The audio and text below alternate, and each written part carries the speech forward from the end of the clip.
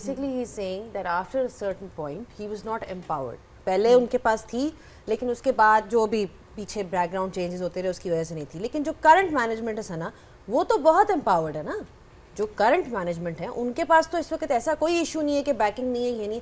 तो जब आपके पास पूरी अथॉरिटी हो, then why is it that you're making mistakes like selection वगैरह. कल रिजवान ने अपने प्रेस कॉन्फ्रेंस में कहा कि जी उनके पास कुलदीप था मिडिल ओवर्स में, मिडिल ओवर्स हमारे शायद उस तरह से नहीं थे. तो फिर सवाल वही बनता है कि आपके पास तो ऑप्शन था कि आप मिडिल ओवर्स में स्पिनर्स लेके जाएं.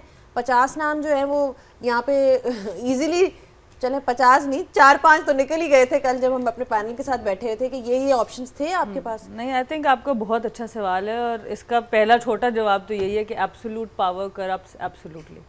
आप बहुत ज़्यादा पावर भी अच्छी नहीं है और बहुत कम पावर भी अच्छी नहीं है. जब हम सारे सिस्टम की बात करते हैं और हम कल को सिस्टम में जाना चाहेंगे तो हमें भी इस सोच से जाना है कि मेरा एक डोमेन है और उसके साथ मैंने बाकी लोगों को लेके चलना. सिस्टम बनेगा तभी जब हम पर्सनैलिटी बेस्ड सिस्टम्स रहेंगे कि जी मेरे पास पावर और मैं ही सब कुछ कर दूं, तो फिर वो सिस्टम कभी बदलेगा नहीं. सो अनफॉर्चुनेटली जब भी पीसीबी में कोई चेंजेस आई हैं तो ज़्यादातर इसी तरह आई हैं कि एक बंदा आता है वो कहता है डोमेस्टिक ऐसे होना चाहिए, वो वैसे, नीचे वाले आगे से कुछ बोलते नहीं. जब पहले भी डिपार्टमेंटल क्रिकेट ख़त्म हुई मैंने सबसे ज़्यादा शोर मचाया क्योंकि मेंस क्रिकेट को तो जो नुकसान हुआ हमारी तो नर्सरी बिल्कुल ख़त्म हो गई वुमेन्स क्रिकेट की. आपकी जो परफॉर्मेंसेस डिप हुई हैं क्योंकि हमारे तो कॉन्ट्रैक्ट्स भी 20 लोगों को मिलते हैं, वो भी ऐसे नहीं होते कि जिस पे वो प्रॉपर प्रोफेशनल क्रिकेटर्स बन सकें. तो बिल्कुल आपकी नर्सरी ख़त्म हो गई. आज आपको नेपाल ने अंडर 19 में हरा दिया, वो दुख मेरा अपनी जगह है. अभी तो हम मेंस टीम की बात कर रहे हैं.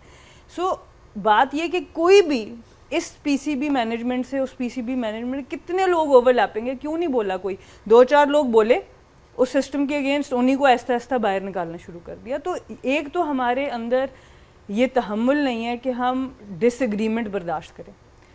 जैसे कोई आपसे डिसएग्री करता है, जैसे वो अपना माइंड बताने की कोशिश करता है, तो हमारी कोशिश होती है सबसे पहले इसको तो निकालो.